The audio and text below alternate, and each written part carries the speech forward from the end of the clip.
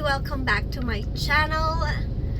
This is Ramizar channel, and on this episode, actually very quick video lang to cause natawa lang ako and natuwa din ako naman nung may nakita akong billboard. So I'm passing right now dito sa may C5 before yung elevated U-turn. So kaka-cross ko lang nung tulay ng Pasig River.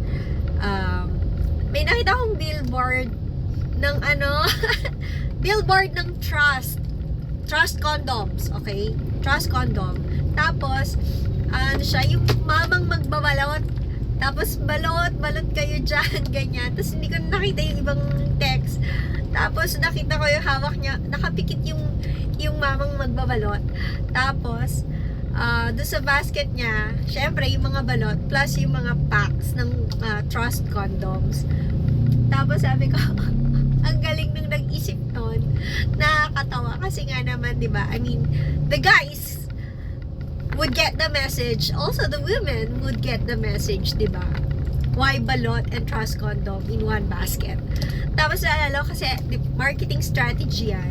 If you guys notice sa mga grocery stores, yan, sa mga groceries, di ba yung mga aisle ng mga products?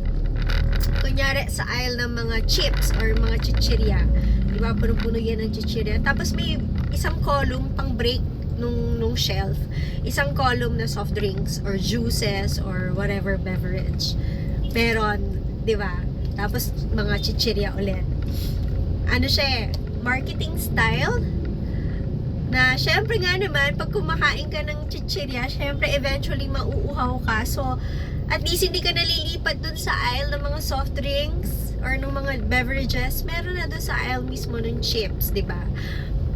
Meron yan, iba-ibang aisle, meron sila talagang pang break nung aisle, nung shelves na yun. Tapos parang in-apply yun dun sa billboard na yun. Hindi ako tuwan-tuwa, tawang-tawa ako, but at the same time, well, naaliw din naman ako. Ang galing din nung nakapag-isip nun. So, sana gets yung messaging, malinaw yung messaging, and nakakatuwa. Although hindi siya masyadong kitang-kita, pero malaki naman yung billboard. So, yun lang, yun lang yung i-share ko.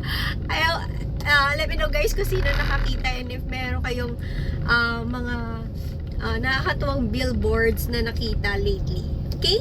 That's all. Have a happy life. Smile always. Bye-bye!